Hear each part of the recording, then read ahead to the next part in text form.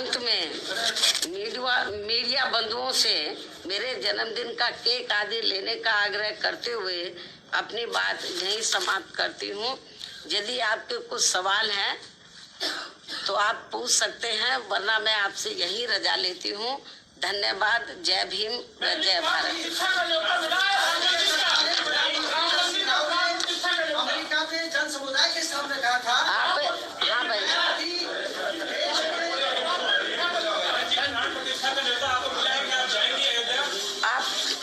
एक ही सवाल पूछ लो पहले।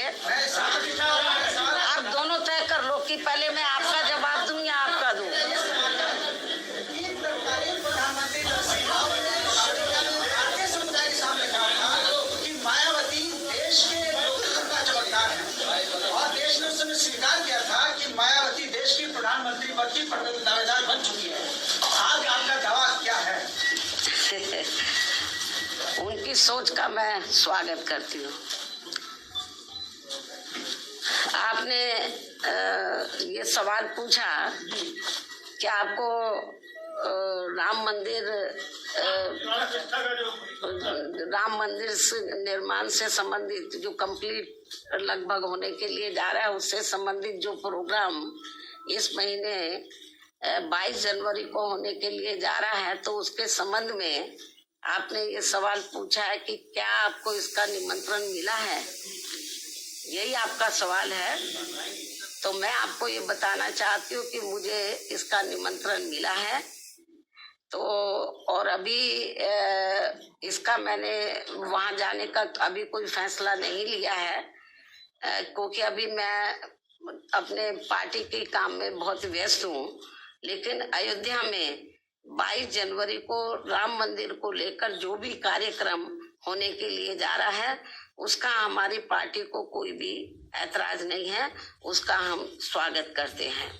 और आगे चलकर जब बाबरी मस्जिद को भी लेकर ऐसा कोई प्रोग्राम होता है, तो फिर उसको भी लेकर हमारी पार्टी को कोई भी ऐतराज नहीं होगा, उसका भी हम स्वागत करेंगे। क्योंकि आप लोगों को मालूम है कि हमारी पार्टी नहीं, क्या कहना चाहते हैं हम? कांग्रेस पार्टी के जो नेता है, पूर्व नेता है, मौजूदा नेता है, वो सब कैमरे के सामने हाथ जोड़ के बोल रहे हैं कि गठबंधन में शामिल हो जाएंगे। तो क्या कोई औपचारिक बातचीत हुई आपसे? मेरे ख्याल आपको ज्यादा मालूम होगा। आप हमेशा अभी इलेक्शन अनाउंस नहीं हुआ है। आप हमेशा आपका रुख रहता है इसको लेकर सड़कों पे कब उतरेंगे, कब तक इसका विरोध दर्ज करेंगे? जरूरी है सड़कों पे उतरना। काम करने के अपने तौर तरीके होते हैं, हर पार्टी के अपने तौर तरीके होते हैं। कांग्रेस का अपना तौर तरीका अलग है, बीजेपी का अपना है, हमारी पार्टी का अपना अलग तौर तरीका। हमारी पार्टी एक कैडर बेस्ड पार्टी है। शायद आपको मालूम नहीं है कि पूरे देश में इस समय हमारी पार्टी के छोटे छोटे कैडर कैंप चल रहे हैं, अकेले यूपी में नहीं, देश के अन्य राज्यों में भी। और बंद जगह पे वो कैडर कैंप होते हैं, जिसमें पार्टी और मूवमेंट के बारे में उनको डिटेल में बताया जाता है। तो जरूरी नहीं है हम हाउ हल्ला करें जैसे दूसरी अपनी पार्टी के अपने अपने तौर तरीके हैं। हमें दूसरी पार्टियों की नकल नहीं करनी है। हमारा जो अपना एक सिस्टम है काम करने का, उसके हिसाब से हम लोग चलते हैं।